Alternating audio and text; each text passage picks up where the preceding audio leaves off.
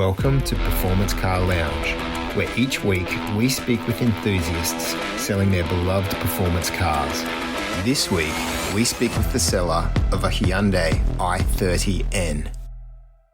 Welcome to the 12th episode of the Performance Car Lounge podcast. Sorry for the delay in getting this episode out, but I've been fortunate enough to travel with Hyundai to South Korea, where I attended the N Festival, and I've been overseas for a little while. So fortunately enough for me, I've had a bit of a break, but it's back to normal service now. And as a great segue, I'm actually featuring on this week's podcast, a Hyundai i30N. And we're joined today with the seller of the car, Britt. Welcome to the podcast, Britt. Thanks for having me, Stuart. Really appreciate it. So let's start at the beginning. Can you tell us about how you came to be interested in an i30N and what other cars you might have been considering at that time?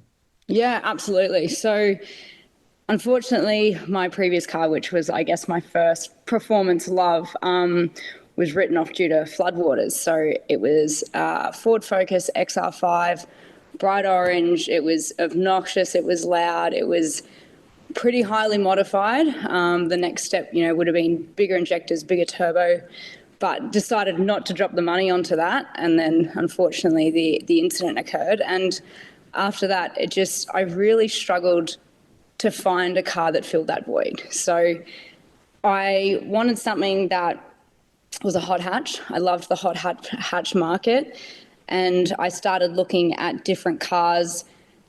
The Golfs didn't really do it for me. I wanted to step away into something in the more Japanese side of the market. I wanted a four-door, so that dropped the Yaris, and unfortunately the Corollas weren't out at that time. So I had my eye on the i30N, and aesthetically they didn't really do it for me. The front, beautiful. The back I didn't think was aggressive enough, but as soon as I jumped in and test drove a DCT, I fell in love, and that was it. I couldn't go past it, and I just had to get one. Yeah, because I think the DCT was a recent addition at about the time you bought your car. Yours is a 2022 model, and up until just prior to then, I think they're a manual-only proposition. So I guess the DCT is the best of both worlds. You get to, manually control the gearbox as well as have the convenience of an auto when you need it.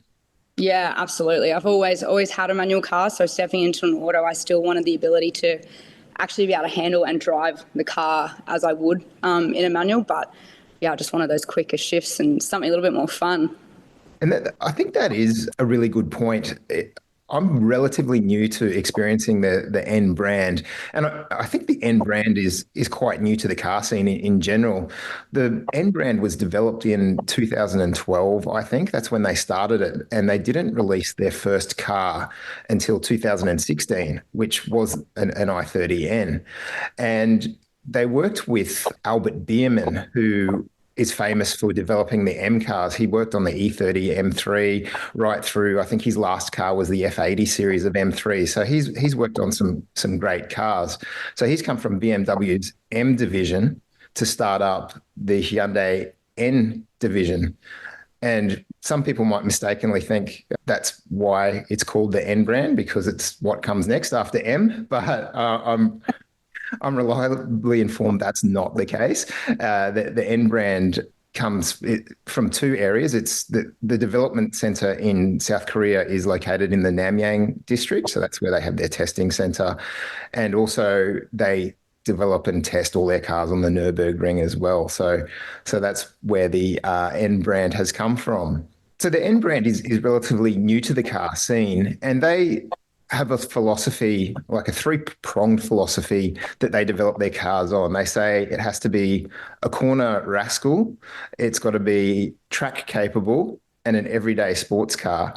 And when you say it like that, it sounds a bit lame, but when you think about it, these cars are actually fun to drive, and they do tick those boxes. Have you found it to be entertaining to drive on a daily basis? Oh, absolutely. It's the moment you get into it, I try and be very polite to my neighbours in the morning, and I drive it out in eco mode because I start work quite early. But as soon as I get out to that highway, I put it in the N custom mode, put my foot down, and it just gives me a grin. every day. I love the car, and I'm so sad to be selling it if circumstances weren't what they are. It is hands down a driver's car. You know, newer cars come out, and for someone that's driven, you know, old school, I used to have a 66 Mustang, you know, you have to drive the car.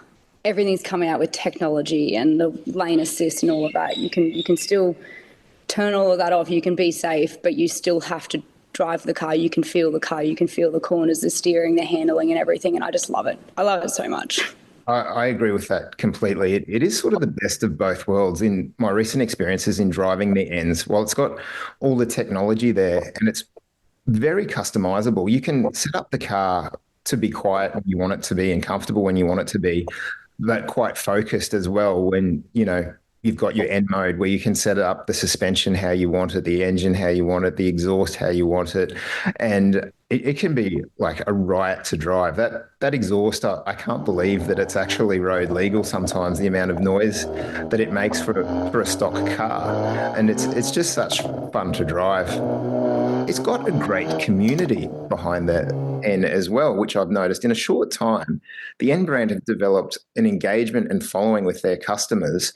And there's a lot of clubs out there. I've recently spent a bit of time with Enthused, who are a national club, and they had a couple of representatives in South Korea. So shout out to Rob and Emma, who are based in Melbourne with Enthused. Are you a member of any car clubs? I'm in the Enthused Facebook group and all of that, but we do have our own little local group up here that's run by one of the Enthused Facebook and admins.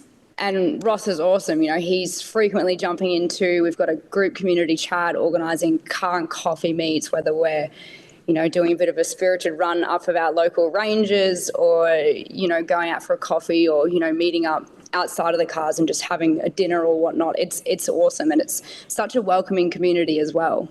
I've noticed that. And one of the things that surprises me, I've owned a lot of performance cars as well, and I spend a lot of time mucking around with cars. But the proportion of females that are involved in communities was one of the things that surprised me. And it illustrates how open and welcoming they are. And even like track days, which have traditionally, I guess, been a male-dominated space, a lot of the females in their N community are getting out and enjoying track days and drives, and it's really great to see. I think it's a great community that they've built, and I think that these communities set the N brand apart from a lot of performance car brands out there, and it's actually a tangible reason to consider buying an N car. It's something else that comes with the car that you don't have to pay for, is the support of the community out there. Yeah, absolutely. You're buying a friendship as well as the car. It's not just, or the lifestyle, if you'd call it that. It's not just a car that you're getting. Yeah, absolutely. So what are some of the best drives? You're based in Cairns, is that correct? Yeah. Correct, in North Queensland? So if you were going for a drive in North Queensland and you wanted to recommend a great drive for me to take my car on, what would you recommend? I'm very spoilt with where I live. I'm at the base of the Gillies Range, which is, I believe it's a 44-kilometre windy stretch that takes you up to the Atherton Tablelands. And on a good day, it is perfect for a spirited drive. So that's a really good one. That'll take you straight up to the rainforest, if you'd call it that. And if you want to get out to the reef, we've got the Rex Range that'll take you up to Port Douglas as well, which is a coastal range, and you get the beautiful views the whole way up. So we've got two really good ranges quite close to us. You know, we've also got tracks that can take you up to waterfalls, not tracks, sorry, but roads that can take you up to waterfalls, which are a little bit quieter, which can also be a bit of fun, especially with a group of people. We've done a recent one and it was awesome. Yeah, so it sounds like there's some beautiful scenery, plenty of elevation change, lots of good corners to experience driving a fast car on. Yeah, for sure. And you guys have recently had a racetrack open up in North Queensland. I think it's called Drive It. Is that right? Yeah, so Drive It's located probably 4.5 hours from Cairns. It's inland from Townsville, so it's still a bit of a hike from here, but it's so good to have something open back up north because the tracks that we had here, unfortunately, were closed down to cars and the events just became a little bit quieter. And, you know, it's probably been a good, I would say, 6 years since we've had some sort of location where we can do Motorcana events like that. So it's really good that that Drive It is up and running, both for this scene and the drift scene. And, it's just good to have something semi-close to us again. Yeah, I mean, 4.5 hours isn't exactly that close, but It's it's better better than than driving what you. to Brisbane. Yeah, it looks like a great facility, and I'd love to get up there one day and experience it. It might be worth a bit of a road trip and a holiday up north to experience some of those roads and experience that track. And what have you done to your car in particular? Is it still stock, or have you made some changes to suit you? It's pretty much stock. So when I first purchased the vehicle, we were trying to be very good with money. And we were instead, we spent a fair bit of money setting up our other car for full driving and off-roading. So this was just my little daily. So aside from being pretty much stock, I just wanted to do something to make it look a little bit aggressive, which the Flow Design splitter kit has done that for me. So I've got the basic all-round kit with the spoiler extension on it too, and I think it just helps level it out. It obviously gives it a little bit more depth and makes it look a little bit lower without having to reduce the height of the vehicle. So aside from that, and I think the Rally mud flaps, it's stock as. So it's the perfect base for somebody if they're wanting to do their own mods, or it's just a very tasteful looking car. All of the awesome stock features. Yeah, that's the good thing about them, because they are quite affordable. So I think you were careful with your money. I think you got good value for your money there, but you get a lot for your purchase price, but they are also a fantastic base if you do want to modify your car and make it more track focused. There's plenty of tuning shops out there and aftermarket support to really personalize and customize the car. And have you found it hard to insure a performance car like this? No, not at all. I got a pretty good track record. Yeah. I don't know if that had anything to do with it, but I've been with Shannon's for a very long time. We've had other high performance Japanese cars in the past, and we've always gone through Shannon's, so had no issue going through them. I didn't go out and compare costs. I guess, loyal to an insurance company that's been very good to deal with for many, many years. So I didn't have any issues myself insuring the car. Yeah, I should point out this podcast is not sponsored by Shannon's, but it probably should be because everybody I speak with these performance cars insure through Shannon. So they must be doing something right. Yeah, and they're so good to deal with. Whether it has been, like I said, my previous car, unfortunately, was flood damaged. I actually hydrolocked the motor in it, which is not what you want to do. But they were brilliant to deal with. And anytime we've ever received a quote or whatnot. But yes, again, not sponsored by Shannon. Just appreciate the genuine customer service. Well, that's really good to hear because you often hear horror stories with insurance companies, and a time like that is upsetting enough without having to fight with the insurance company to get what you've paid for. So that's good to hear. Yeah. And your car's Performance Blue. Yes. Which is my favorite car for the N cars as well because it's specific to the N brand. So it stands out. People know that you've actually got the full fat performance version. Yeah. And I think they look great. And you've done some extra paint protection with it as well, I believe. Yeah, yep. So when I got the car, I took it straight to, there's actually a local guy who is a very well-known paint protector from Sydney. He did the G-Technic Crystal. I can't remember even what it's called. Actually, the top spec 10-year warranty. Yeah. I've had paint fade on previous vehicles, and I'm not expecting that from this, but I just wanted to make sure that it was as protected as it could be, especially up in these harsh heat and the sun in Cairns. So yeah, it probably makes washing it a bit faster and easier as well. So easy to wash. It feels like satin. It's beautiful. It's amazing how it changes the whole texture of the car. But yes, super easy to keep clean. Yeah, terrific. So how many kilometres has this car done? I've just ticked over 32,000. Okay, so it's just running pretty much. Yeah. It's still quite new. I mean, when you think about it, it's been pretty much 2 years to the dot. It was October that I picked it up, October 2022. So people think 15,000 Ks a year is quite excessive, but, I'm doing minimum 40K return to work. And then I have done, cruises down to Airlie Beach and up, the local ranges. I do enjoy to drive it. So keep the Ks down on it. Yeah, it's a different kettle of fish in more regional areas. Like we're saying, your nearest track's 4.5 hours away. So you do a few highway Ks in that Yeah. situation. And what's the reason you're selling this car?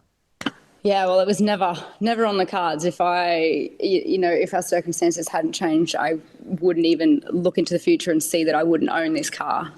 So my husband and I are actually packing up and traveling Australia next year. So we've pretty much sold all of our cars to buy a different setup with a caravan, and we'll be renting our house out and we'll be hitting the road next year. That's exciting. So can you tell us a little bit about the trip you've got planned and what are you taking? What are you towing your caravan with? Yeah, so I mentioned earlier that our focus was modifying the four-wheel drive that we had. So he had a 2021 79 series dual cab Land Cruiser that was off the spectrum modified. It was a bit ridiculous. So portal axles, bigger turbo, bigger tune, bigger exhaust. It was Norweld canopy, huge suspension. It was a big car, but unfortunately, when you get the portal axles on the car, it limits the GCM increase you're able to do. And because the vehicle was quite heavy in itself, we weren't actually able to legally tow a van. And in our eyes, you're paying to insure big setups, but if you're overweight, you're not actually insured. So, why are you paying to insure these cars? So we wanted to be able to do it safely and legally. So the 79's unfortunately gone, and we've just picked up a 200 series Land Cruiser that's GCM, GVM. It's got everything all done, ready to go, and we're just doing the, physical mods to it because it already had the suspension platform in it. So bit of a tune, bull bar, rear bar, just getting it all ready. So we're going to struggle keeping it clean. It'll be black on black, and the van is nearly black as well. But That is a very, very brave choice given what you're planning to do. yeah. But, we do a little bit of YouTube for the local trips that we do, or any of our vehicle modifications and that. So we're really looking forward to trying to take off a little bit on YouTube and social media with what we're doing. We're traveling with 3 dogs, so that'll keep us on our toes. Obviously, it's something that's very exciting, which is why it's a little bit easier to let go of the end, knowing that whatever's coming is big and exciting for us. And what's your YouTube channel? I'm sure many of our listeners and viewers would be keen to follow that type of adventure. So yeah, awesome. We're Life of the Chromies, not because anything is chrome. My last name is Chromie, Cromie. For anyone that is looking, people look at the last name or try and spell it, and there's no H in there. But yeah, we do like to get on there, and like I said, it's all vehicle mods too. So the couple of installations I did on the i30, there were some videos up there on that. We've got a '59 Apache pickup built in the garage as well. That's slowly progressing. So it's a whole range of things that are on that channel. So yeah. I'm sure many of the viewers would like to check it out and give it a subscribe. And if you are enjoying this podcast, I'd really appreciate a like and subscribe if you can find it in your heart. But if you're not, that's fine too. So are you heading north and anti-clockwise, or are you going to go the other direction around the No, bang on, exactly that. Yep, we'll go up to Northern Territory first because we are leaving at an odd time of year. It seems to be. Everyone's asking why we're leaving in April, but it was just, I don't know, we gave ourselves a date that seemed realistic, and it's come so quickly. So we'll head northwest first and just make our way around. We really want to go to the Fink Desert Rally. So I'd love to go and see that. Yeah. Hairy event, that one. There's been some big crashes there, but those vehicles look amazing, and the event itself looks spectacular. I'd love to experience that. Yeah, so that's something we would definitely like to do, and timing wise, that should line up. So yeah, very exciting times. Yeah, I'm jealous. All right, so back to the i30N. Only got 30 odd thousand Ks on it. It's only a couple of years old. It's been babied. It's paint protected. Yeah. How much are you asking? I've actually put it up. I put it up a little bit higher to start with, as you do when you're selling a car. But my realistic selling price that I would happily let it go for is 42,000. And it is one of the lower priced on car sales, but if I was going into the market to genuinely buy an i30N, I'd be looking around that price range myself. So I want it to be fair, and just, I also want it to go to someone that would appreciate it as well. I think looking online, a brand new car would cost, because yours is the premium with the sunroof and everything Yeah. as well. So a similarly spec'd car today would be pushing about $60,000 drive away. So that's a fairly significant saving over Yeah. a car. Yeah, and I mean, you buy a new car, and as they say, you drive it off the showroom floor, and it depreciates straight away. But I don't have any regrets buying it brand new. I loved having that experience with a new car, and like I said, I'd be keeping it if it wasn't for these circumstances. But Yeah, and I wouldn't be surprised with upon your return from your round Australia trip that you might be in the market for an N again one day. I would not be surprised. Well, Britt, I wish you all the best of luck with the sale and with your trip. That all sounds amazing. So, thank you very much for coming on the podcast. And if anybody is interested in Britt's car, head to the Performance Car Lounge website. That's performancecarlounge.com.au. I'll have all the photos of the car there, a link to the ad, and you can get in contact with Britt from there if you are interested. Thank you Awesome. very Thanks. much. Really appreciate it. Thanks, Britt. Thanks for joining us at Performance Car Lounge. If you have a performance car with an interesting story that you are selling, contact us at performancecarlounge.com.au.